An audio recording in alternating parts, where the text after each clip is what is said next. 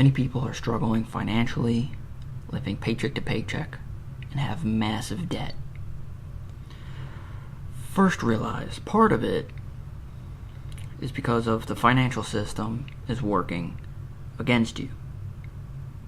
Now, at the same time, part of it is also due to our own fault.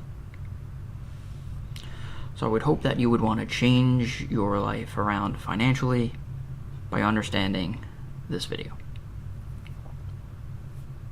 So most people might not care about money.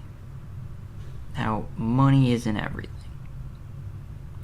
Well, money isn't everything, but you still need it for basically everything. So the first part is the devaluation of our currency over time. If you haven't realized, things are going up in price.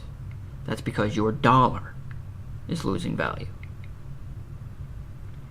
So if you want to be stable, stay in a job, have a flat salary, and you don't move financially, you get left behind. And people are already seeing that. For example, if you keep a $50,000 salary, if you made $50,000 last year, made $50,000 this year, and will make $50,000 next year,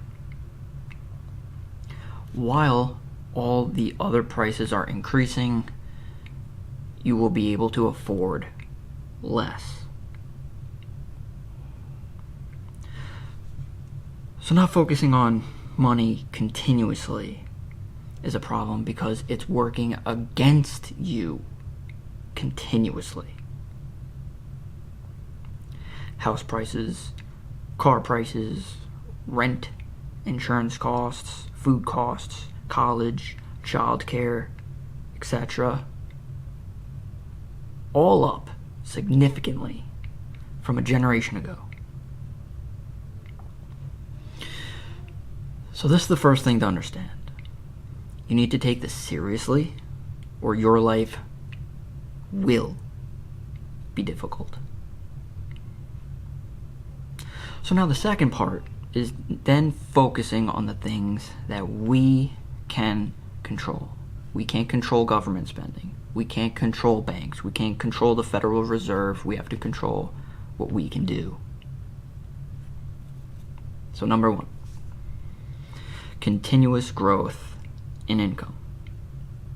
In your job or business, you need to continuously add experience and grow in your career to become more valuable. Reevaluate your life frequently, like every maybe 6-12 months. Jump jobs if that benefits you as you gain experience to grow faster. Don't stay stagnant, because we already learned from the first part, stagnant people get left behind. Number two, don't be addicted to debt. Many look at the payments of something and not the price. This is a short-term versus long-term mindset. Like car loans, credit card minimums, and now increasingly buy now, pay later loans like Affirm or Klarna. I've actually did research into buy now, pay later. If you guys are interested, you can check out the video. But the company themselves shows evidence why companies should take them or use them, because their customers show increased spending while using their services, because the payment is less. Now, I heard the argument, yeah, well, what if I die next year? Why should I care? Okay. Well, what if you don't? Paying off debt frees up your future, and your future self will thank you. If you take on more debt, your future self could hate you. I've been thinking more and more about the American dream, of how it used to be, like have a nice family, have a nice house, 1 to 2 vacations a year, have a car or 2 in the driveway. Now, the new American dream is just not to have crippling debt. Many take on more debt than they can handle. Some think it's a good idea to show off that they're financially successful instead of actually being financially successful. The only way is to live below your means. And it seems like Americans are far worse than other countries at doing this. I looked up personal savings rates of other countries, and I'll give a few examples. It actually really surprised me. UK savings rate, 10%. Switzerland, 14 to 15%. Mexico, 18 to 19%. France, 18%. Spain, 21%. Ireland, 10%. Canada, 7%. Australia, surprisingly, apparently very low at 0.6%. But the US is at 4.8%. So if you think about it in terms of $1,000, Americans would save maybe $40 to $50 of it, when in other countries would save $100 to $200 instead. Moving on to number 3. You need to control your money and don't have it control you. You need to maximize your cash flow. So you need a budget. Now, this isn't like a diet. You do it for a little bit, drop 10 pounds, then you go back to eating Big Macs. You need a lifestyle change and review it monthly. So sit down with either just yourself or if you have a partner. You need to look at your finances. No more keeping your head in the sand, because I know a lot of people do that. This will not only help your finances, but your relationships, your stress levels, anxiety.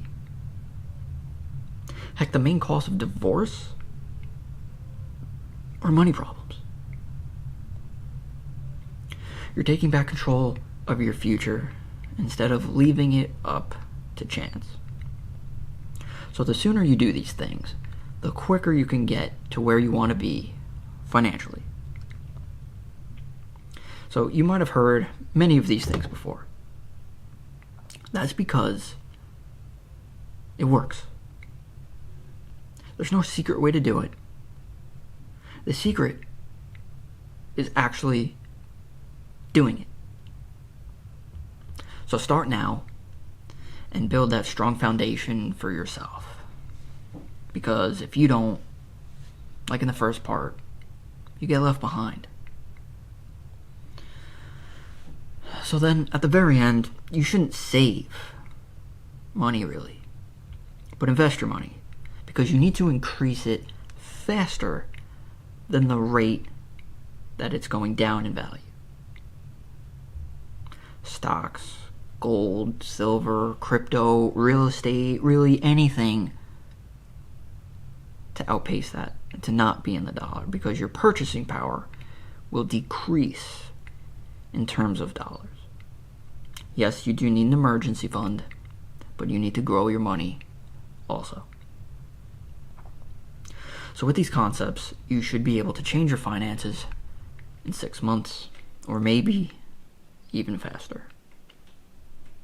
So become that strong foundation for yourself and your family.